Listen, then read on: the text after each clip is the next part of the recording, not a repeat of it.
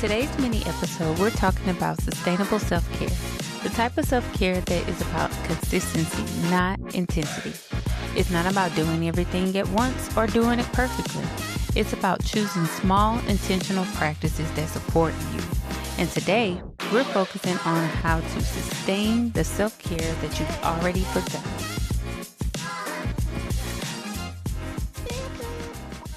Welcome back to Stay Mindful with Dr. Evelyn Davis. I am Dr. Evelyn Davis, and today we are continuing our conversation on self-care. Up to this point, we've talked about how mindful self-care helps us to follow through, how awareness allows us to catch and balance early, and how small intentional choices build resilience over time. Now comes the next step, learning how to sustain it. So how do we do that? We do that by building our self-care toolbox, which includes finding tools that work for us in our lives. That means no quick fixes and no TikTok trends. Well, maybe some TikTok trends, but only if they work. The important part is that you are choosing practices and supports that genuinely help you feel balanced in your life. Before we start, I want you to go back to your self-care action plan and fill out the care section. That's the cognitive, altruistic, relational, and ecological. You can pause here if you need to. Okay. So for those who have already went through those stages after listening to part 2 of the 8 dimensions of self-care, I want you to simply observe each area. Pay attention to which ones may need a little more care or attention than others. This is not a call to fix anything. It is a we listen and we don't judge moment just for yourself. So just notice. You've already done something important, already identified where more care is needed. And now comes the part that often gets overlooked, and that's that sustainability piece of it.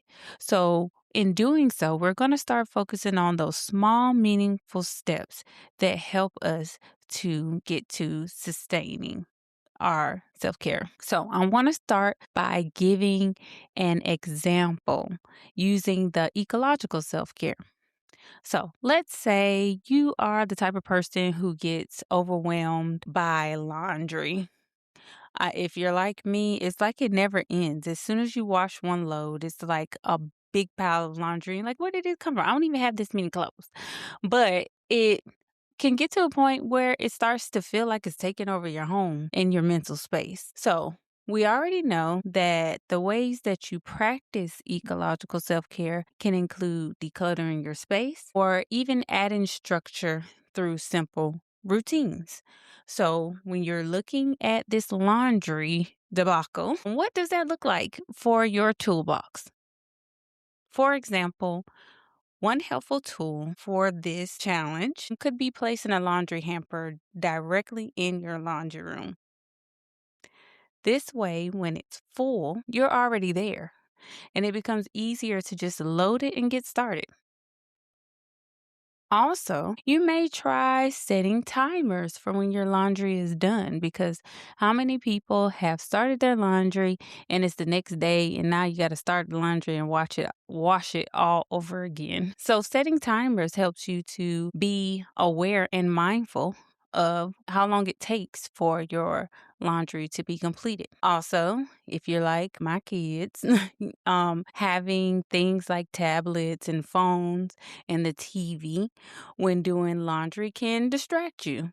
So when you are doing laundry, try turning off TV while folding so that your attention isn't split.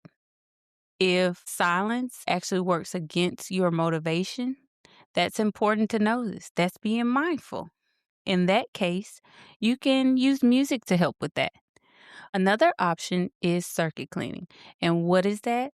That is being able to work on a task for a certain amount of time that it holds your attention. So what that looks like is maybe I'm going to fold clothes for 10 minutes straight, and then I'm going to take a 2 to 5 minute break and come back to it. But remember, you got to come back to it. Once you have established a routine for yourself and you have had it down, I want you to try practicing it mindfully for about a week. After that week is up, I want you to ask yourself, is this sustainable? And more importantly, does it actually help? Because if it does, then you add it to your self care toolbox as a supportive practice. But if it doesn't, you release it and you look for something that works better. You want to choose practices that are restorative, not just reactive and repetitive. Now, I want you to walk through each of the areas. And if you notice one that doesn't have a tool yet, that's probably a good place to start for building your toolbox. And remember, you don't have to do this alone. You can use my free worksheet for ideas or talk to the lifeboats in your life and see what supports them and see if it works for you. Remember, this is your plan at your pace and your process. So, as we close, I want you to take a moment to reflect on this question. Which self care practices truly support you, and which ones might need to change? There's no right or wrong answer here. There's just honest awareness, heavy on the honest. Remember, self care isn't about becoming someone new, it's about staying connected to yourself. Thank you, as always, for spending this time with me. If this episode resonated with you, share it with someone who might need a gentler, more sustainable approach to self care this year. Until next time, stay mindful. Thank you for listening to Stay Mindful with Dr. Evelyn Davis. You can follow the podcast on Podbean, Apple Music, Spotify, Amazon Music, iHeartRadio, and YouTube. And if today's episode helped you, leave a review or share it with someone who could use it. Until next time, stay mindful.